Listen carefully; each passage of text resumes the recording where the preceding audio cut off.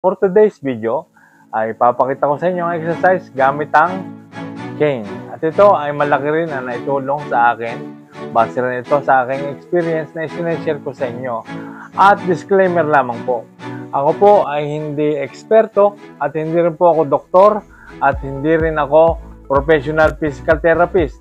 Ang sa akin lang naman ay isinashare ko ang mga nangyayari sa akin at saka mga ginawa kong exercise kung bakit lumakas ang aking kamay at ang aking paa. So ngayon ipapakita ko ay exercise kung mahina pa ang galaw gamit ang cane. So bago natin umpisahan yan, lalo na kung bago ka pa lang po sa aking channel, please like at subscribe at inyo ring i-hit ang notification bell para updated tayo sa mga video kagaya nito na lumalaban sa stroke. Di na. Abangan maligo ko. Kung bago pa lang sa kanya, subscribe.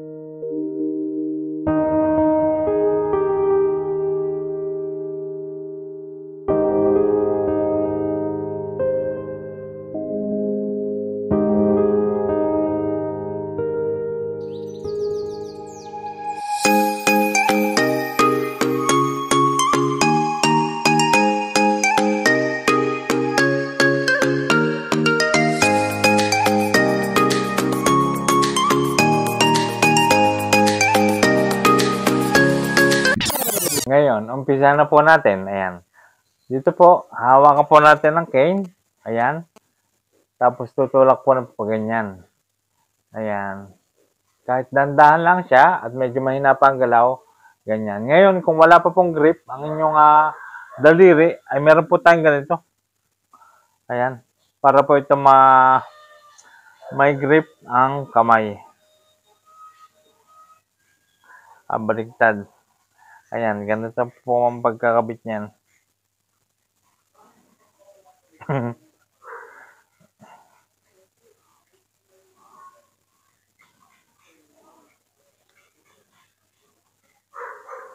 Ayan, ganyan po.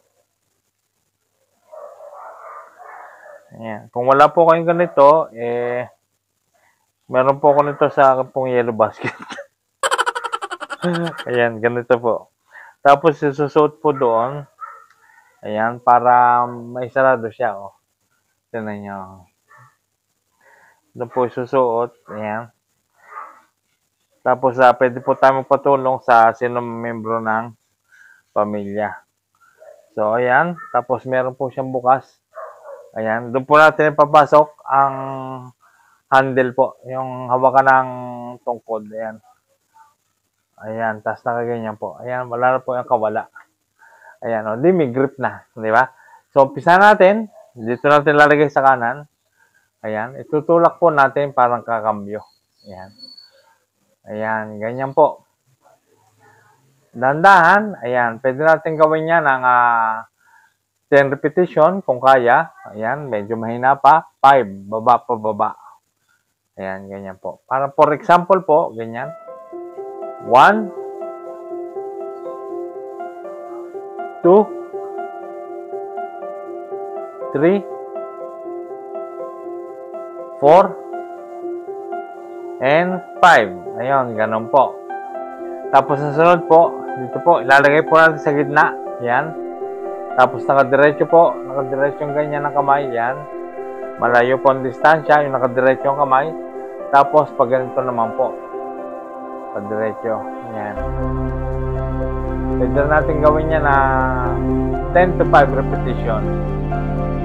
1, 2, 3, 4, and 5. Ayan.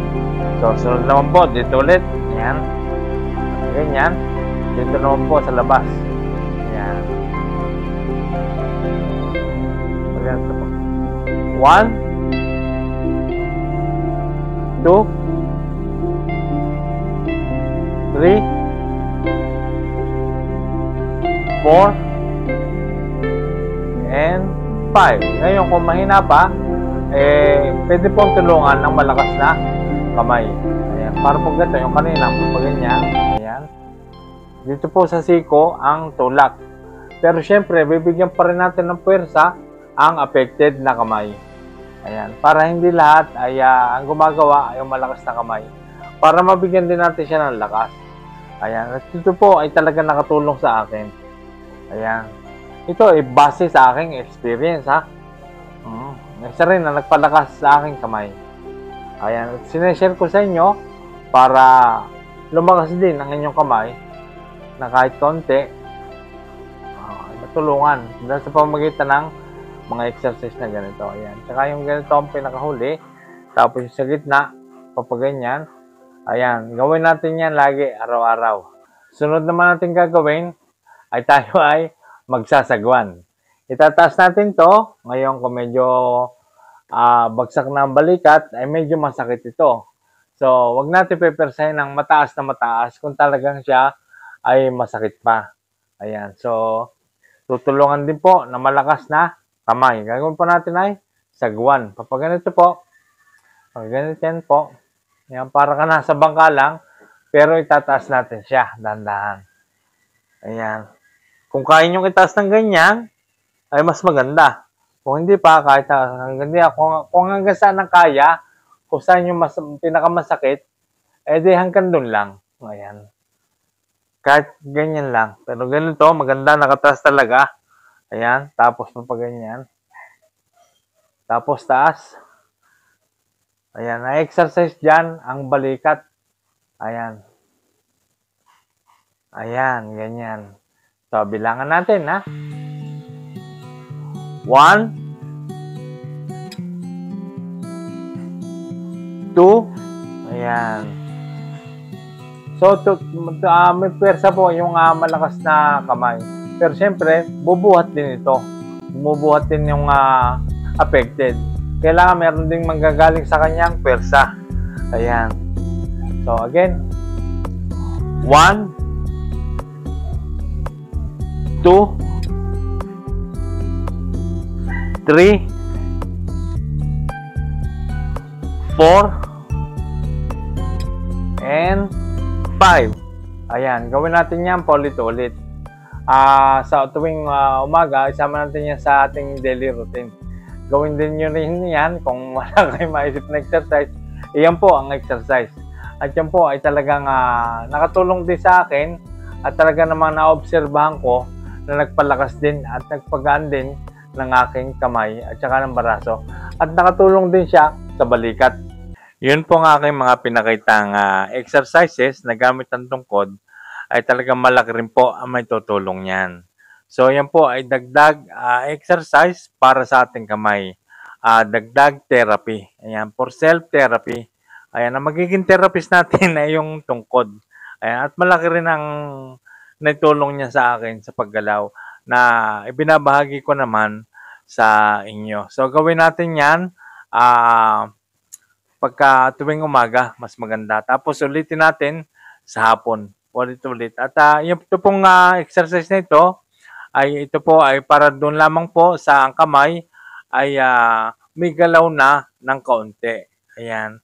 So, pwede tayong mag-exercise, mag-therapy, mag-self-therapy gamit ang malakas na kamay, katulong yon. So, pinakikita ko po sa inyo ang mga step ng pag-exercise at makakadagdag din po yan sa pagpapagaan ng ating kamay. Kung gagawin nyo yan, malimit. Gawin natin sa umaga, tapos ulitin natin sa hapon. At inuulit ko po ulit sa inyo, mga ka-stroke, ako po ay hindi eksperto pagdating po sa ganyan sa katawan. At saka sa mga therapy na ganyan, binabahagi ko po lamang sa inyo ay base sa aking experience. Hindi po ako doktor, hindi rin po ako physical therapist. Ang binabahagi ko po sa inyo ay talagang naobserbahan ko talaga na nagpalakas at nagpagalaw sa aking kamay. So, binabahagi ko naman yan sa inyo para inyo rin gawin at maranasan nyo rin na kahit kaunti ay mabigyan nyo ng malakas na paggalaw at lakas ang ating mga muscle na tinamaan ng stroke. So, yun po ang aking ibinabahagi. Hindi po ako eksperto, hindi po ako magaling sa ganyan. Ang sineshare ko po ay yung dinanas ko talaga na ibinabahagi ko po sa inyo. At base rin sa obserbasyon ko sa aking sarili, ay talagang ang paggalaw talaga ang siyang malaking na-improve ng aking affected parts ay talagang siya ay ginagalaw ng ginagalaw. Yung nahahawakan mo siya ng malakas na bagay ng katawan at talagang yan ay naobserbahan ko talaga na nagbibigay talaga ng sigla. Yung lagi mong ginagalaw ang kamay mo sa araw-araw, daliri mo, lagi mong ini-stretch na ganyan, ay malaki na tutulong talaga. Basta malimit mo lagi siyang ginagawa, ay talagang mabibigyan talaga ng lakas. At yan ay base talaga sa aking experience at talaga naobserbahan ko talaga. Tapos ngayon, kung nagagamit nyo na gumagalaw ng inyong kamay, especially kung kanan ang affected sa inyo, ay madali kasi siyang maibalik eh. Nag-automatic siyang una mo siyang naidampot, una mo siyang naigalaw kasi nga kanan ka. Mas mabilis na kung nagagamit mo na siya, nagalaw na siya, eh gamitin mo nang gamitin. At nasasanay din siya eh. Bumabalik siya sa dati. Basta wag ka lamang tatamarin talaga sa araw-araw ng inyong pag-exercise. Yan talagang isang matindi rin natin kalaban na yung tamarin ka. Pagka, halimbawa, kung minsan gigising ka sa umaga, upo ka, manonood ka lang ng TV, yung hindi ka nagagalaw, eh napakahirap din noon. Basta sa lahat, sa buong araw, eh, kailangan may ginagalaw ka sa araw-araw. Nandiyan kasi talaga ang sikreto ng pag-recover talaga, paggaling. Ay yung tinutulungan mo ang iyong sarili. Yung gumagalaw ka talaga ng gumalaw. Kailangan gumalaw siya ng gumalaw para hindi siya na-stuck. At ang isa pang ingredients nga diyan sa pagkikipaglaban ay yung ikaw ay determinadong gumaling. At saka yung may motivation ka, naniniwala ka sa iyong sariling kakayahan. At positibo lagi ang iniisip. Yung tanggap mo na ganyan ka, na panatag ang iyong loob, ay yun, malaki may tutulong nun sa iyong pag-recover. Tapos masipag ka pa, matyaga ka pa maghintay, yun, malaki may tutulong nun. Inihalimbawa ko na nga lagi sa inyo ay yung aking sarili na napakalaki talaga ang pinagbago at nakakasabay nga ako sa normal na pamumuhay ay sana maranasan nyo rin tong ganito kahit na kaunti ay yung kayo ay makasabay sa normal na pamumuhay, makasabay ka sa karsada, sa paglalakad, eh talagang malaking bagay pag natanggap nyo talaga nangyari sa inyo. Pag lagi nyo ginagawa yung mga bagay na yan, exercise, at saka yung tinutulong mo talaga ang sarili, mapapansin mo na yung mga pagbabago eh. Yung halimbawa, yung dati, pagka nag-iinat ka, hindi tumitigil lang kamay mo sa katal, yung ganyan. Nawawala yan pagka yung ginawa mo lahat yung exercise, tapos tulungan mo rin yung sarili. Ayan. At saka isa pa, lagi mo rin iisipin talaga, lagi mo rin tatandaan na may pag-asa talaga. Kasi marami rin ako mapapatunayan at marami rin ako mag-ebidensya ng mga kasama na talagang nagbago rin. Malaki rin ang kanilang pinagbago ng kanilang katawan. Lumakas din at nakakasabay nga sa normal na pamumuhay. Marami rin tayo na tulungan at talagang ginagawa kasi nila ang mga bagay na exercise na ito.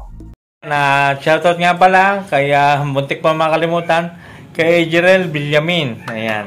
Siya po ay isang Philippine Army. Ayan. So, thank you po sa serbisyo. Ayan. Saludo po kami sa mga sundalong katulad po ninyo nagsiservisyo dito sa ating bansang Pilipinas. So, shoutout Jerel Villamin. Siya po Binangonan Rizal. Yes. Okay. Shoutout po. So, kaya naman mga ka-stroke, ito ang masasabi ko sa inyo, ituloy lang natin ang laban. Malaki ang pag-asa. Buhay ka pa eh, may pag-asa pa. Ituloy lang natin ang paglaban. Basta tanggapin mo lamang kung ano nangyari sa iyo at ituloy mo lamang din ang mga exercise na mga ganyan. Ngayon, doon pa sa mga wala pang galaw, na hindi pa talaga gumagalaw, ay kailangan nyo ng therapist talaga. Magpa-therapy kayo. Mas maganda nga yung pagkalabas mo sa hospital eh, ma-therapy ka kaagad eh. Talagang malulunasan talaga. Ang paggaling talaga eh, still possible talaga. Yun ang lagi ko sinasabi. Talaga may pag-asa. Ngayon, kung wala kang gagawin at nakaganyan ka lang, ay wala talaga mangyayari. talagang sasabihin, ba't katagal kang makarecover? Kasi nga, wala kang masyadong ginagawa. Kailangan maging agresibo ka eh. Isipin, yung determinado ka dapat talagang gumaling. Gagawin mo talaga mga bagay na ginagawa nating exercise kapag ikaw ay determinado talagang gumaling. Yung nasa puso mo talaga na ikaw ay gagaling. Huwag mo yakapin ng pagka-stroke. Naku, lalo ka dyan. So, yun ang masasabi ko. So, huwag na mawawala ng pag-asa. Laban lamang. Kailangan determinadong gumaling. At laging naniniwala ka sa sariling kakayahan. At laging positibo ang iniisip.